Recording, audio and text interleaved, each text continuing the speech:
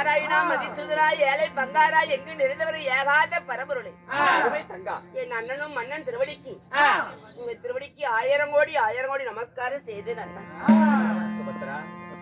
என்றென்றும் எங்கள் திரும்பிய பொற்பாதத்தை பணிந்தபடினால் இந்த பரந்த பூர்வலகில் என்றும் சுமங்கலியாக வாழ்வாய் என்று வாழ்த்துகிறேன். இல்லாம அத்திப்பூ ஊத்துத போல அதிசயமா என் மன்னனும் காணவதற்கு என்ன காரணம்? சுபத்ரா, இதோ உன் பெரிய மாமாவாக விளங்கக்கூடிய தர்மபுத்திரியின் பாசறைக்கு வீமனும் அர்ஜுனனும் காவல் புரிந்து வந்தார். கலிங்க தேசத்து அரசர்களாக விளங்கக்கூடிய வெங்கல ரதத்திற்கு சொந்தக்காரர்கள் அந்த கிங்கிலியர்கள் வலியவே சண்டை கலைக்கிறார்கள். ஒருவேளை சண்டைக்கு அவர்களுடன் யுத்தத்திற்கு போகாவிட்டால் சந்திரகுலத்திற்கே இழுக்காகிவிடும். மாமன்னன் என்று வில்லுக்கே பெயர் பெற்ற இந்த விஜயன் என்ற பெயரும் போய்விடும். இது சத்திரியகுல மரபல்ல. அவர்கள் அழைத்ததனால் இவர்கள் சண்டைக்கு செல்ல வேண்டும்.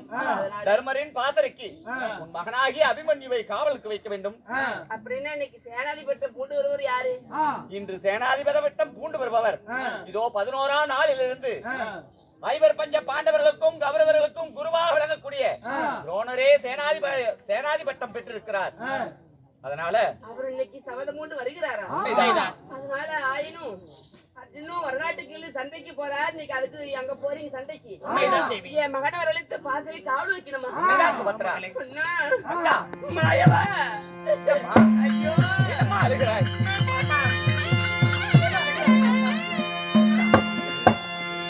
அண்ணா அவ ஒரு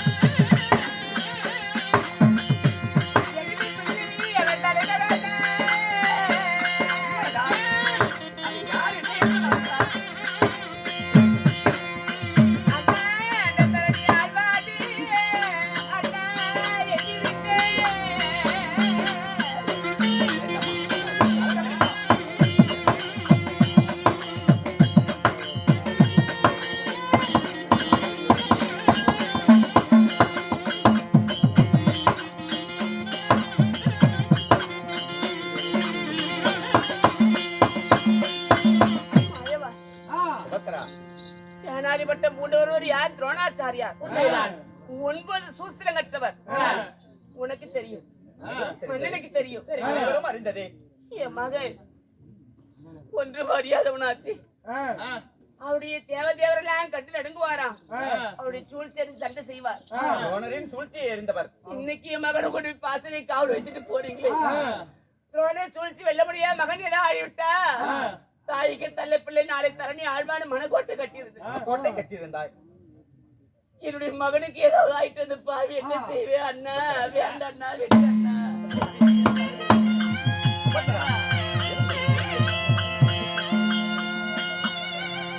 எழுத்தர கற்று என்னற வாசித்தாலும் பின்புத்தி என்று சொல்வார்.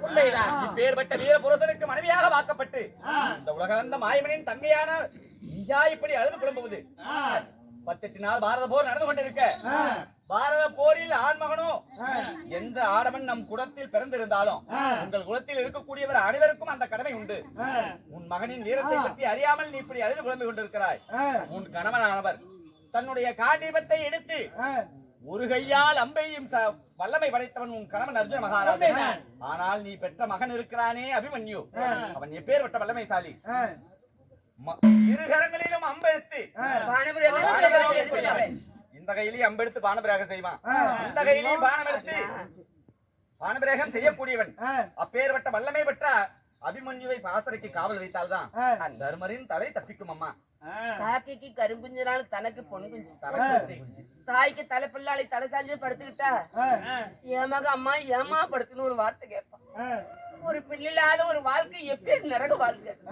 அண்ணா, பிள்ளை பெத்தோன்னா வாய் சொல்லு அழகாகுமா? ஏட்ல சீனின்னு எழுதுனா வாய் இனிக்குமா? அதனால சொல்றேன், உனக்கு மட்டுமா உனக்கு பெற்ற பிள்ளையின் மீது ஆசை? உன் மகனாகிய அபிமன்யு மருமகன், என் மருமகன் கொல்ல அவன் மீது நானும் கொல்ல பிரியம் வைத்திருக்கிறேன். அம்மா, என் மகனை கொல்றது பிரிய வச்சுட்டியா?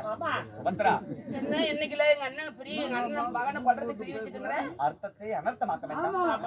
அவன் மீது கொள்ளை பிரியம் வைத்திருக்கிறேன் என்று இன்னைக்கு போனா அவன் போனா போதும், என்ன முடிஞ்சு போயிருமா? ஆமா, போனா முடிஞ்சு போயிருங்கிறாரு. அதாவது கெங்கிலியரிடம் இருக்கக்கூடிய வகையும் முடிந்துவிடும், பாசறைக்கு காவலும் முடிந்துவிடும்.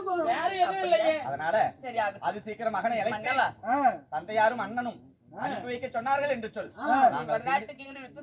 உண்மைதான், மகனை வரவழைத்து உன் அப்பாவும் மாமா இப்படி சொன்னான்னு சொல்றேன். அது சீக்கிரம் அனுப்பி வைப்பார்கள்.